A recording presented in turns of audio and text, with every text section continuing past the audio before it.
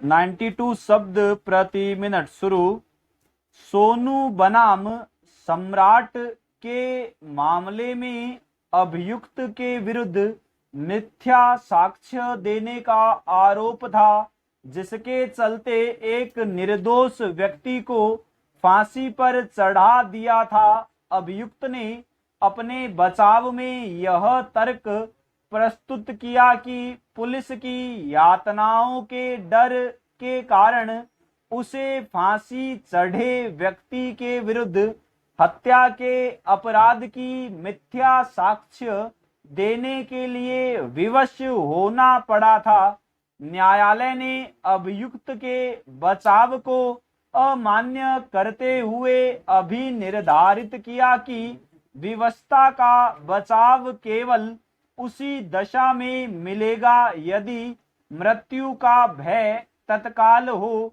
पूर्व में दी गई धमकी अथवा बाद में यातना पहुंचाए जाने का भय इस धारा के अधीन संरक्षण दिए जाने योग्य नहीं है।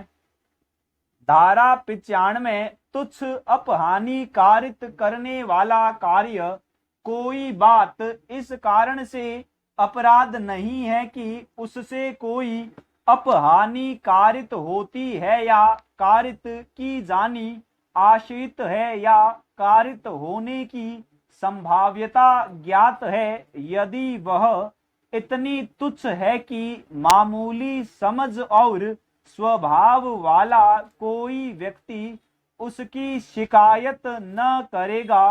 टिप्पणी: इस धारा के प्रावधान लैटिन सूत्र पर आधारित है, जिसका अर्थ है विधि तुच्छ बातों पर ध्यान नहीं देती। तात्पर्य यह है कि विधि ऐसी छोटी मोटी बातों पर अधिक ध्यान नहीं देती जो शाब्दिक अर्थ में तो अपराध की कोटि में आते हैं, लेकिन उनसे क्षति या हानि नाम मात्र की होती है, जिनके लिए अपराध का संज्ञान करना भी न्यायोचित प्रतीत नहीं होता है।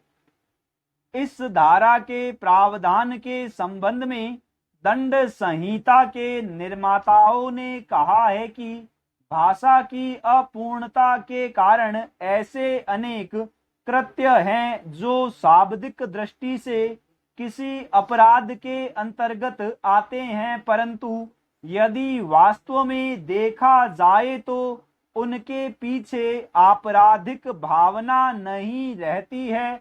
अतः उन्हें अपराध मानना जनहित में नहीं होगा। उदाहरणार्थ, किसी दूसरे व्यक्ति की दवात में कलम डुबोना चोरी का अपराध है।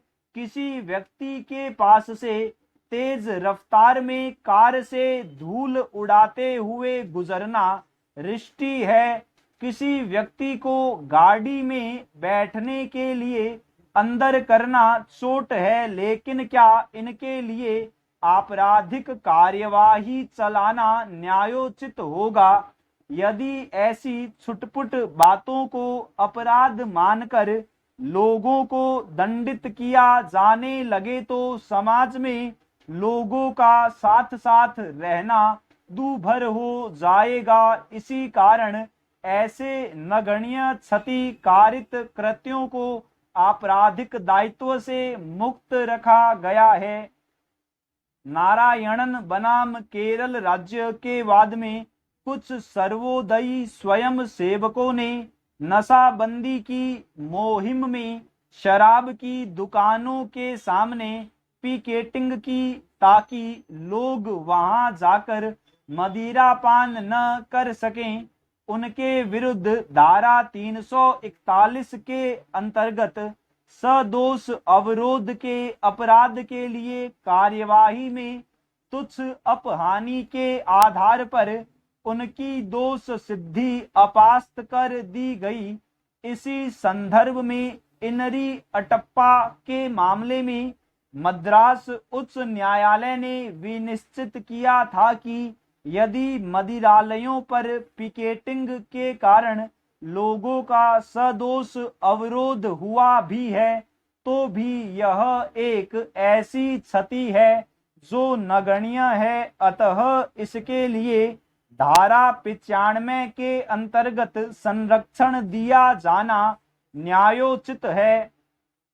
किसी व्यक्ति पर गलत टिकट के साथ यात्रा करने का लांछन लगाकर उसे बदनाम करने के अपराध को धारा 95 के अधीन क्षम्य माना गया, क्योंकि इससे हानि नाम मात्र की या नगण्य थी।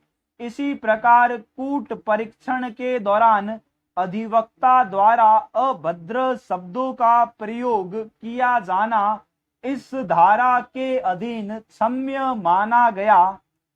सदानंद बनाम शिवकली हजारा के मामले में परिवादी ने अभियुक्त के विरुद्ध धारा 506 भारतीय दंड संहिता के अधीन झूठ बोलने का आरोप लगाया था।